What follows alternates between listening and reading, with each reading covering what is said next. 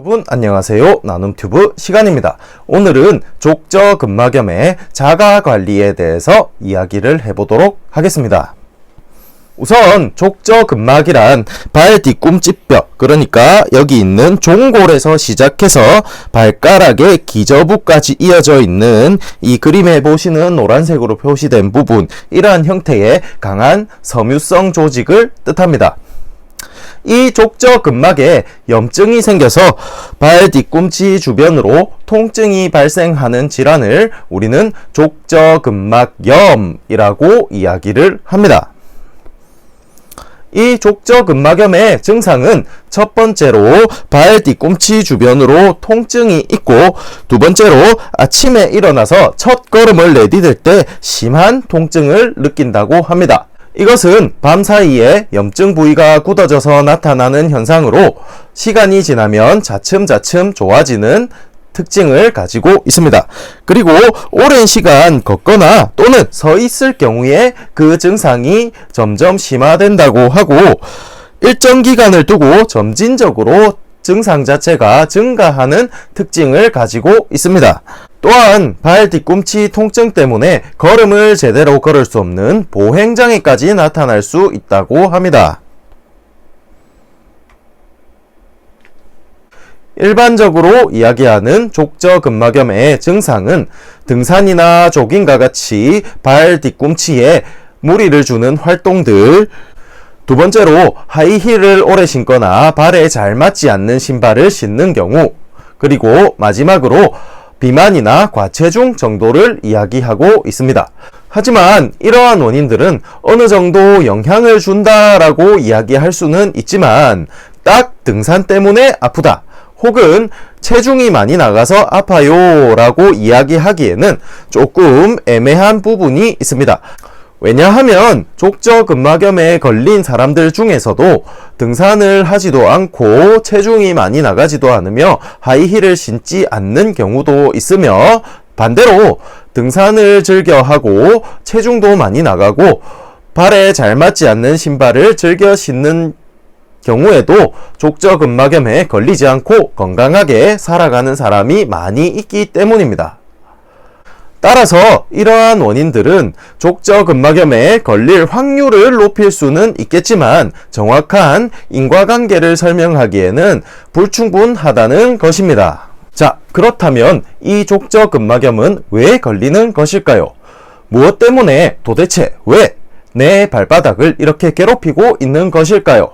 지금부터는 움직임의 관점에서 원인을 한번 찾아보도록 하겠습니다.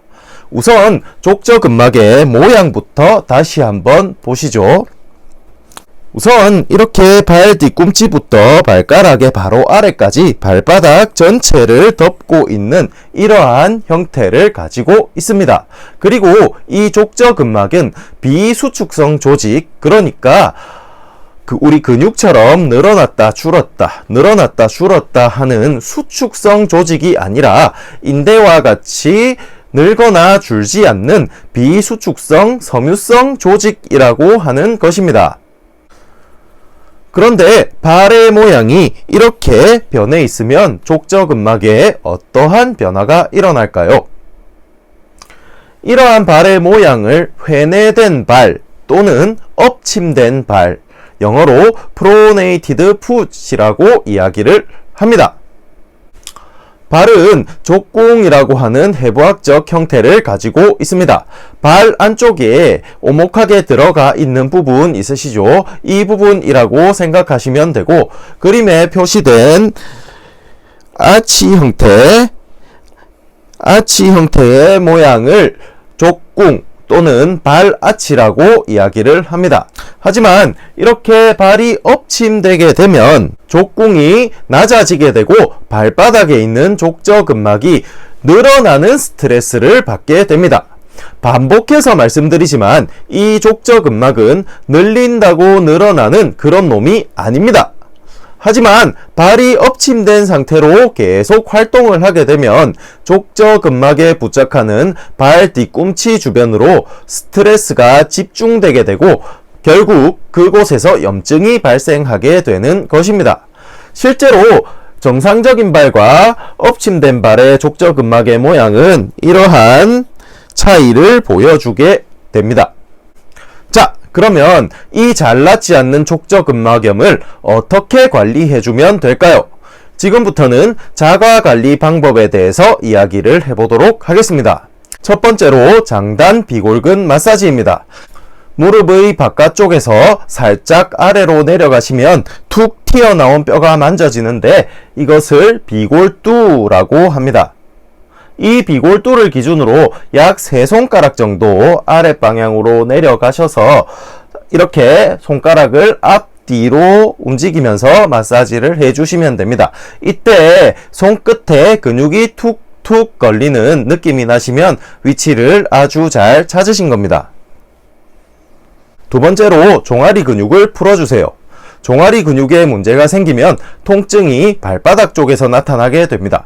따라서 이 근육을 풀어주면 족저근막염의 통증을 완화시키는데 도움을 줄 수 있습니다. 이 근육은 종아리 쪽에 넓게 분포되어 있기 때문에 이렇게 손으로 감싸지고 쥐어짜듯이 풀어주는 것이 효과적입니다.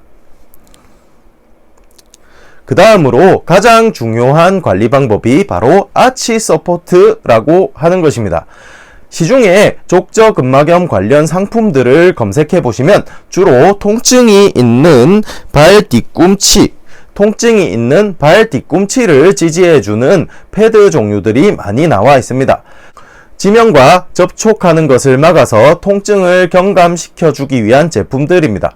하지만 이러한 패드들은 걸을 때 느끼는 통증을 어느 정도 감소시켜줄 수는 있지만 원인을 해결할 수는 없겠죠. 따라서 발 뒤꿈치가 아닌 족궁을 지지해 주어야 합니다. 그래야 족저근막이 늘어나는 스트레스에서 벗어날 수 있기 때문입니다.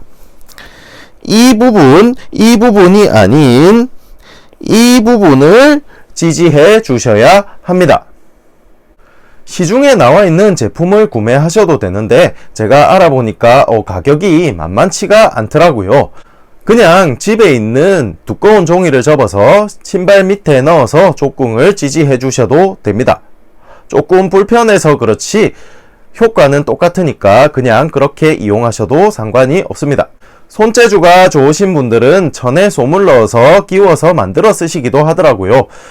예전에 제가 직접 치료했던 환자분에게 이 방법을 가르쳐 드리니까 그분께서 직접 아치 서포트를 만들어서 사용하셨고 아주 좋은 효과를 보셔서 주변에 발바닥이 아픈 사람들에게 이렇게 만들어서 배포까지 하셨던 기억이 있습니다. 그만큼 이 방법이 효과가 좋다는 것입니다.